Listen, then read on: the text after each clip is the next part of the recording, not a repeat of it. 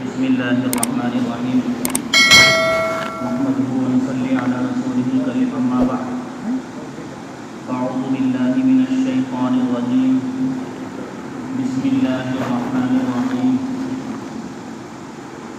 یا ایہا الذین آمنوا ادخلوا فی السلم کافۃ ولا تتبعوا خطوات الشیطان انہ لکم عدو مبین۔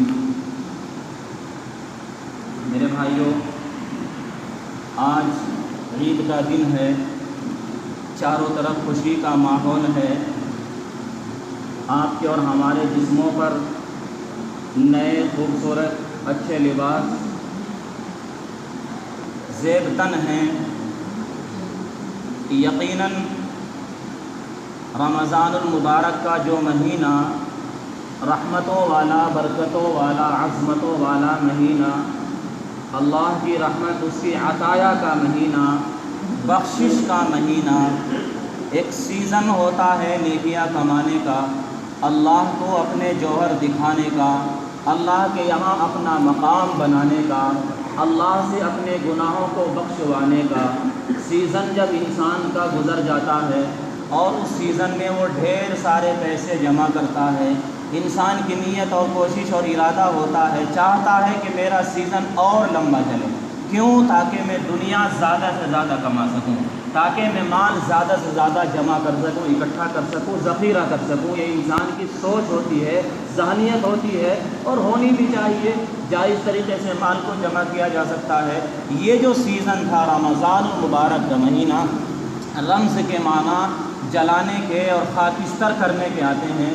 جیسے انسان آگ میں لکڑی کو جلا کے بالکل ختم کر دیتا ہے، اسی طریقے سے اس رمضان میں جن لوگوں نے روزہ رکھا ہے اصل عید تو ان کی ہے، جن لوگوں نے تراویح پڑھی ہے اصل عید تو ان کی ہے، جن لوگوں نے اللہ کا کلام پڑھا ہے، اللہ کا ذکر کیا ہے، اللہ سے اپنے رابطے کو مضبوط جوڑا ہے، اللہ کا ذکر کیا ہے اور فکر کیا ہے، اصل عید ان لوگوں کی ہے اور انہی کے لیے پھر بشارت ہے۔ اللہ تبارک و تعالی فرشتوں سے کہتے ہیں، اے میرے فرشتوں، بتاؤ اس مزدور کی کیا مزدوری ہے جو اپنا کام پورا کر چکا ہو۔ فرشتے کہتے ہیں، یا اللہ، اس کی مزدوری تو یہ ہے کہ اس کو اجرت پوری دے دی جائے۔ اللہ رب العزت فرماتے ہیں، میرے بندوں نے، میری بندیوں نے مجھے راضی کرنے کے لیے روزے رکھے ہیں، مجھے راضی کرنے کے لیے تراویح پڑھی ہے، راتوں کو جاگ کر میرا ذکر کیا ہے، میرا تذکرہ کیا ہے۔ جب انہوں نے دنیا میں میرا تذکرہ کیا ہے، میں ان کا تذکرہ فرشتوں میں کرتا ہوں اور کہتے ہیں، یا اللہ کہ اے میرے فرشتوں، تم گواہ رہنا جب میرے بندے عیدگاہ کی طرف چلیں گے تکبیر کہتے ہوئے، میرا ذکر کرتے ہوئے اور اجرت لینے کے واسطے وہ عیدگاہ میں آ رہے ہیں، تم راستوں میں کھڑے ہو کر ان کا استقبال کرو، تم راستوں میں کھڑے ہو کر ان کی دعاؤں پر، ان کے ذکر پر لبیک کہو، آمین کہو، اور وہ اس حال میں واپس عیدگاہ سے ہوں گے عید کی نماز پڑھنے کے بعد کہ ان کے اوپر کوئی گناہ نہیں ہوگا، ہم ان کے سارے گناہوں کو معاف کر دیں گے، ہم انہیں اپنی رحمت خاصہ کا اور مغفرت کا پروانہ عطا کریں گے۔ میرے بھائیو، یہاں جتنے لوگ موجود ہیں، ہم میں دو طرح کے لوگ ہیں۔ کچھ تو وہ آدمی ہیں جنہیں اللہ کی طرف سے رحمت اور مغفرت کا پروانہ عطا کیا جائے گا اور وہ بخشے بخشائے اپنے گھروں کو واپس ہوں گے، لیکن ہم میں وہ لوگ بھی یقیناً موجود ہوں گے جنہوں نے روزوں کو پابندی سے نہیں رکھا، جنہوں نے تراویح کو تراویح کے ڈھنگ سے طریقے سے نہیں پڑھا، جنہوں نے رمضان کو رمز کے طریقے پر نہیں گزارا۔ ان کی زندگی میں یہ رمضان آیا اور ان کی زندگی میں چلا گیا، ان کی اس مہینے میں مغفرت نہیں ہوئی۔ چار باتیں جو آپ نے سنی ہوں گی کہ اللہ کے نبی علیہ الصلوۃ والسلام جس وقت، بھائی ابھی آپ بیٹھیں، چندہ کرنے والے ابھی بیٹھیں، اعلان کیا جائے گا، لوگوں کو بتایا جائے گا، جبھی تو کریں گے آپ چندہ، بیٹھنے بس یہی بیٹھ جائیں۔ اللہ کے نبی علیہ الصلوۃ والسلام جس وقت ممبر پر تشریف فرما ہو رہے تھے، آپ نے جب پہلا قدم رکھا تھا تو جہاں پہلے قدم پر، دوسرے پر، تیسرے پر اور چوتھے پر آپ نے زور سے آمین کہا تھا، ان میں ایک یہ بات بھی تھی کہ جس کی زندگی میں رمضان کا مبارک مہینہ آئے اور پھر بھی اس کی مغفرت نہ ہو، ہلاک ہو جی وہ شخص۔ یعنی اللہ کے نبی علیہ الصلوۃ والسلام نے اس پر آمین کہا، اور یہ بد دعا حضرت جبرائیل علیہ الصلوۃ والسلام نے دی۔ تو آج جن لوگوں نے رمضان کو رمضان کے طریقے سے نہیں گزارا وہ آج اپنے گلے میں لعنت کا طوق لے کر جائیں گے۔ قرآن کہتا ہے آج اچھے اور برے ایک جگہ موجود ہیں، بڑے اور چھوٹے ایک جگہ موجود ہیں، پڑھنے اور نہ پڑھنے والے ایک جگہ موجود ہیں، اللہ کے خاص بندے اور غیر سب ایک جگہ یہاں موجود ہیں۔ جنہوں نے اللہ کو راضی کرنے کے لیے رمضان کو صحیح ڈھنگ سے گزارا وہ بھی، اور جنہوں نے بے حرمتی اور اس کی بدنیتی کے ساتھ اس کو گزار دیا وہ بھی۔ لیکن کل قیامت کے دن اللہ کی طرف سے اعلان ہوگا وَامْتَازُوا الْيَوْمَ أَيُّهَا الْمُجْرِمُونَ، آج مجرم علیحدہ ہو جائیں۔ یہاں تو دودھ اور پانی کا کوئی پتہ نہیں ہے، لیکن وہاں دودھ کا دودھ کر دیا جائے گا، پانی کو پانی کر دیا جائے گا۔ اچھے لوگوں کی جماعت ادھر ہوگی، اللہ کے ماننے والے اس طرف ہوں گے، اور جو نہ ماننے والے ہوں گے، جو نافرمان بندے ہوں گے، ان کے لیے اعلان ہو جائے گا کہ وَامْتَازُوا الْيَوْمَ أَيُّهَا الْمُجْرِمُونَ، آج مجرم علیحدہ ہو جائیں، آج ہم بالکل صاف کر دیں گے، پانی کا پانی ہو جائے گا، دودھ کا دودھ ہو جائے گا۔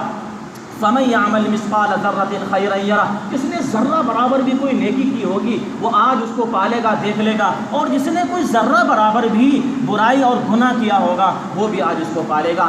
اللہ رب العزت کہیں گے لمن الملک اليوم، آج بتاؤ کس کی حکومت ہے؟ تم دنیا میں پردھان بنے پھرتے تھے، دنیا میں تم ایم پی اور ایم ایل اے تھے، دنیا میں تم اپنے آپ کو چودھری کہلایا کرتے تھے، دنیا میں تم سب کچھ تھے یا نہیں تھے؟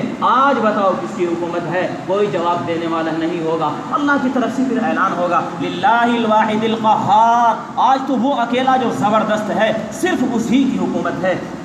میرے بھائیوں، ہم دنیا میں آئے آخرت کی تیاری کے لیے آئے، جس کی تیاری مکمل ہو گئی، جو تیاری کے ساتھ یہاں سے گیا وہ یہاں بھی عزت پائے گا اور قیامت کے دن بھی عزت پائے گا۔ میرے بھائیوں، ہم آئے یہاں پر آج اپنی اجرت لینے کے لیے۔ ایک آدمی جب کوئی بڑا کام کر دیتا ہے، ایک آدمی نے مکان بنایا ہے، بڑا کام کیا ہے، خوشی ہوتی ہے، لوگوں کی دعوت کرتا ہے، یہ کہتا ہے کہ میرے مکان کا افتتاح ہے، یہ خوشی کا اظہار کرتا ہے اس لیے کہ اس نے ایک بڑا کام انجام دیا ہے۔ ایک آدمی شادی کرنا چاہتا ہے، نکاح کرنا چاہتے ہیں، لوگوں کو بلاتا ہے، تو غمی اور خوشی کے موقع پر، غمی کے موقع پر بھی آتے ہیں اور خوشی کے موقع پر بھی آتے ہیں۔